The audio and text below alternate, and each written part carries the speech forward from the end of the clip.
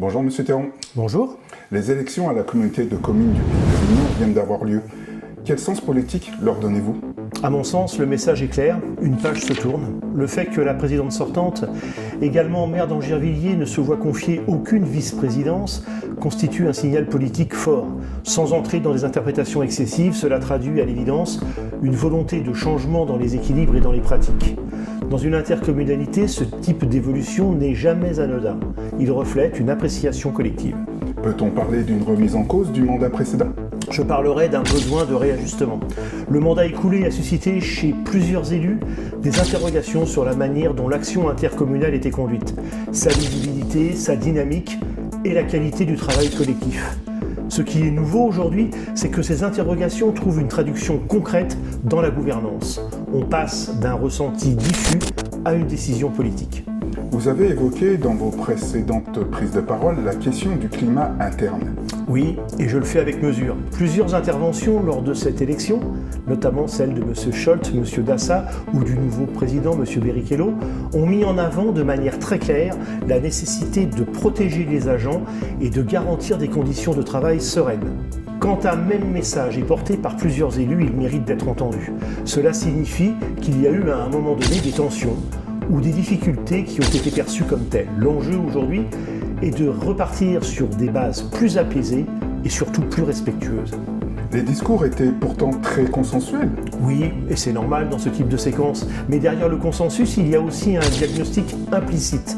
Quand tout le monde parle de travail serein et de respect, c'est bien que ces éléments ont pu faire défaut à un certain moment. Il ne s'agit pas de s'attarder sur le passé, mais de ne pas l'ignorer non plus. On ne construit pas du solide sur des non-dits. Vous élargissez également la réflexion à une responsabilité collective. Parce que c'est une réalité, la vie démocratique repose sur des choix. Sans contester les résultats municipaux, par exemple dans notre commune, il est important de rappeler que ces choix ont des conséquences au-delà du seul cadre local. Le fonctionnement intercommunal est directement influencé par ces équilibres. En ce sens, chacun, à son niveau, contribue à la situation actuelle. Ce n'est pas une critique, c'est juste un constat. Le positionnement d'Angervilliers semble aujourd'hui affaibli. Il a en tout cas évolué. Le fait que la commune ne dispose plus de vice-présidence, après avoir exercé la présidence, est un élément objectif. On peut le regretter du point de vue de la représentation, mais il faut aussi en comprendre la signification politique. Cela traduit à mon sens un rapport différent avec les autres communes du territoire. Et cela invite, sans polémique inutile, à s'interroger sur la manière de reconstruire des relations de confiance. Vous dites à la fois que c'est regrettable et sain. Oui, parce que ces deux lectures coexistent. Regrettable car il est toujours préférable qu'une commune soit pleinement intégrée aux instances de décision, mais sain parce que cela montre que les équilibres peuvent évoluer et que rien n'est figé.